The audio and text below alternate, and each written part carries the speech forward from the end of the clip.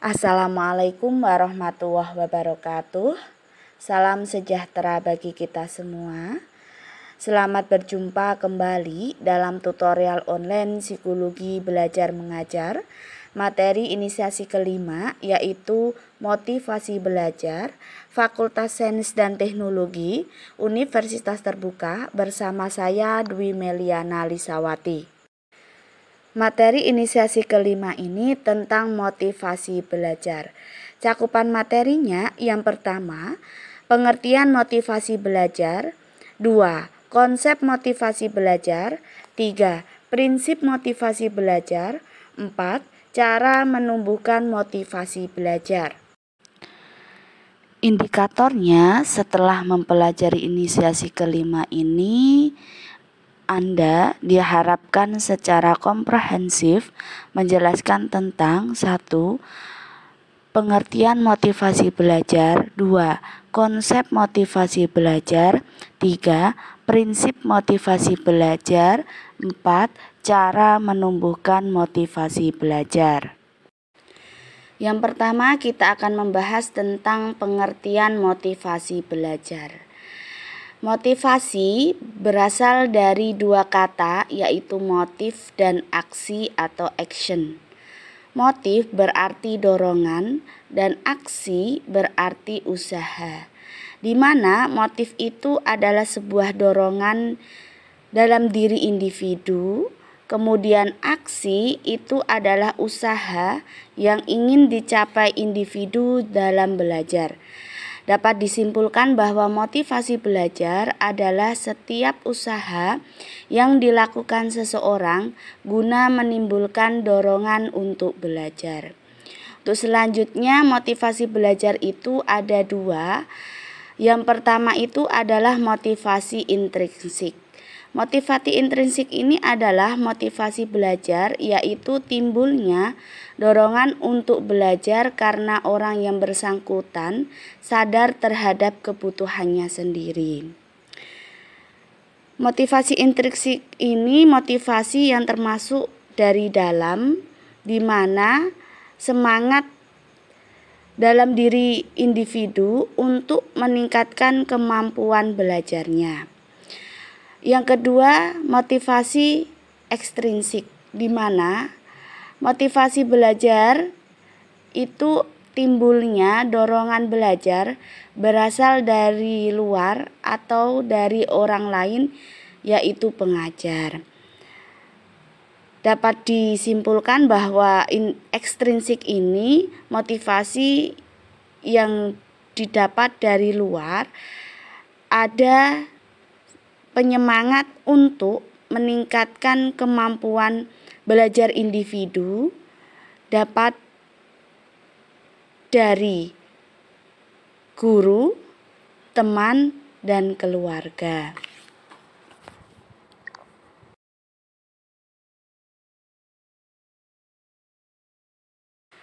Selanjutnya, motivasi itu dapat berupa kebutuhan, di mana suatu yang muncul karena adanya ketidakseimbangan psikologis pada diri manusia.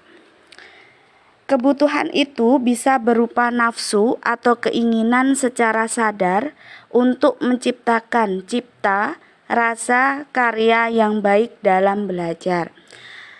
Kemudian, jenis kebutuhan manusia menurut Abraham Maslow itu ada kebutuhan faal, keamanan sosial, harga diri, dan kebutuhan berprestasi.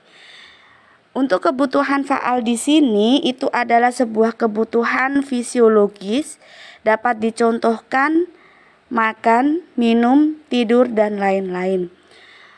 Kemudian untuk keamanan sosial itu kebutuhan untuk rasa aman dalam diri individu. Selanjutnya, kebutuhan harga diri ini di mana harga diri yang sangat kuat untuk mencapai kesuksesan dalam arti seseorang individu tersebut memiliki sebuah prinsip dan tujuan dalam hidupnya.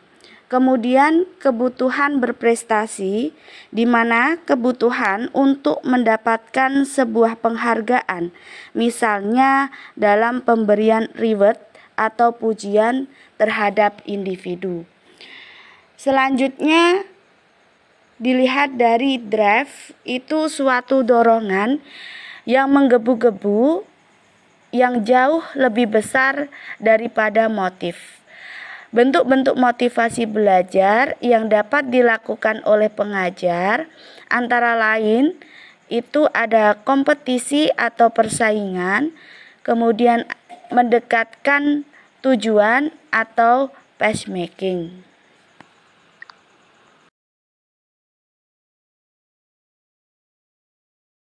Yang kedua, membahas tentang konsep motivasi belajar ada 3. Yang pertama, penekanan tujuan-tujuan belajar. Penekanan tujuan belajar merupakan sasaran siswa yang ingin dicapai oleh siswa selama mereka belajar. Penekanan tujuan belajar dapat membantu siswa dalam proses pembelajaran dan memberikan arah yang jelas. Dengan hal ini dapat meningkatkan motivasi siswa dan memiliki tanggung jawab siswa terhadap pendidikan mereka. Yang kedua, membangkitkan minat mereka dengan menggunakan berbagai macam strategi pengajaran.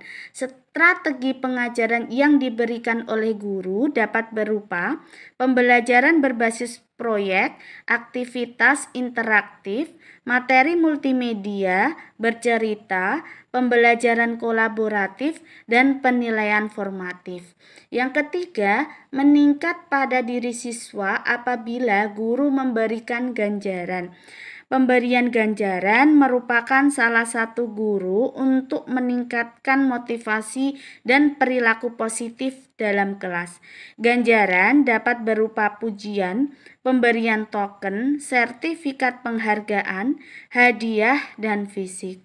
Penting untuk diingat bahwa pemberian ganjaran bukan satu-satunya cara untuk memotivasi siswa.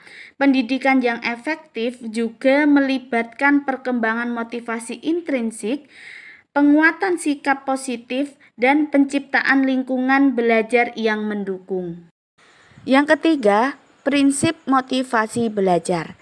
Prinsip motivasi yang dapat diterapkan dalam proses pembelajaran yang disebut sebagai model ARCS, yaitu yang pertama adalah attention atau perhatian.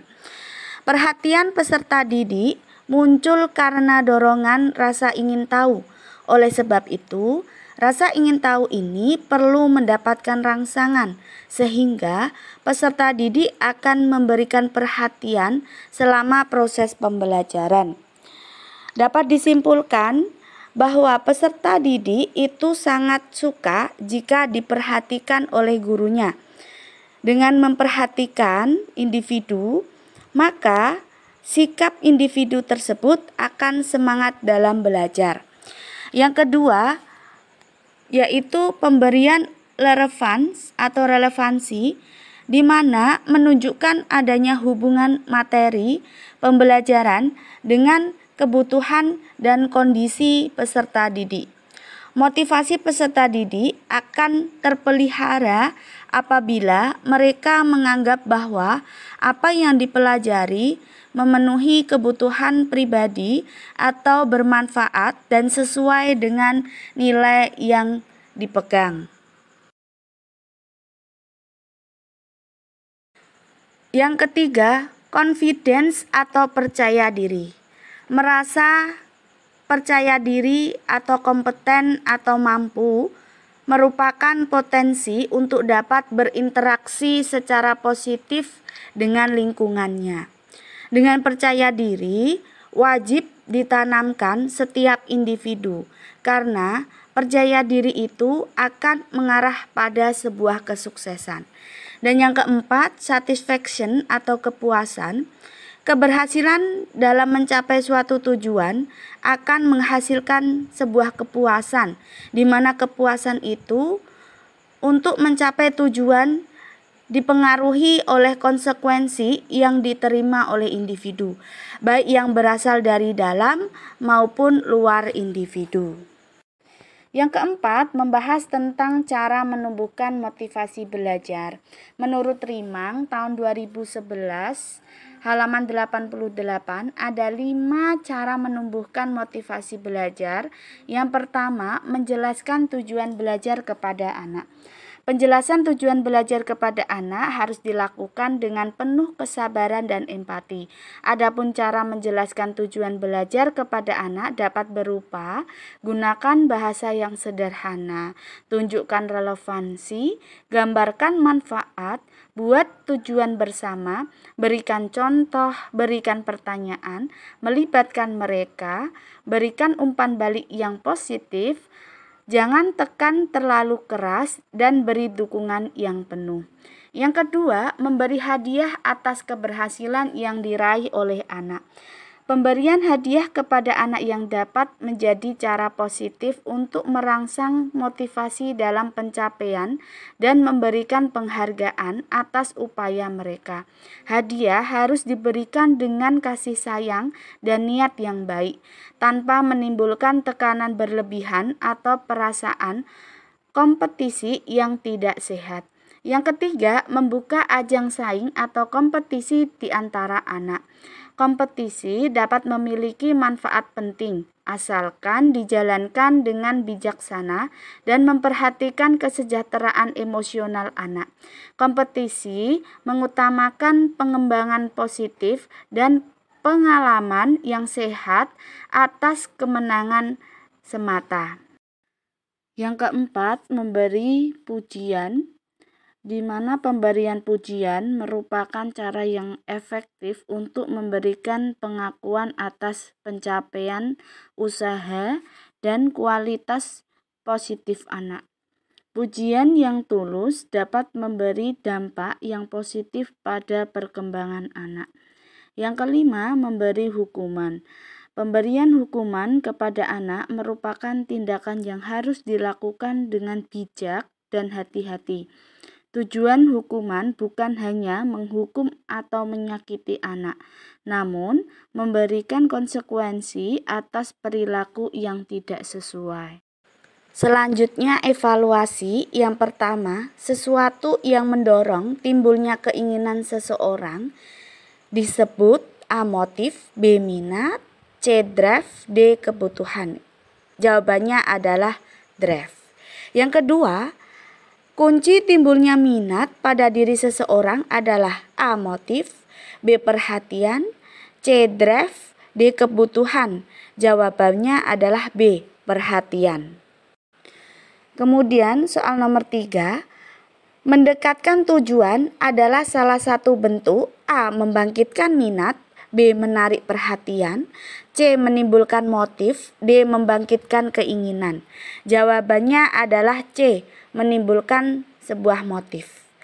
Yang keempat, menjelaskan kepada para pelajar bahwa mempelajari materi pembelajaran yang sedang dipelajari itu tidaklah sulit.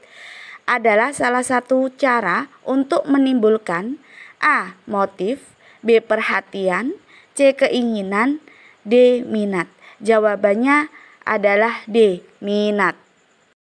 Selanjutnya, daftar pustaka untuk referensi utamanya saya ambil dari Sudianto Patmowiharjo tahun 2019 dalam bukunya BMP Psikologi Belajar Mengajar, Tangerang Selatan Universitas Terbuka. Untuk referensi tambahannya saya ambil dari Tantowi tahun 2010 dalam bukunya Psikologi Pendidikan, Jakarta Yayasan Kanisius. Kemudian saya ambil dari Katarina Triani tahun 2005 dalam bukunya Psikologi Belajar, Semarang UPT Unespres, dan saya ambil dari internet. Selanjutnya, profil media pembelajaran ini saya buat sendiri. Nama saya Dwi Meliana Lisawati. Saya sekarang bekerja sebagai ASN mengajar di SMPN 2 Jekulo, Kabupaten Kudus. Terima kasih. Wassalamualaikum warahmatullahi wabarakatuh.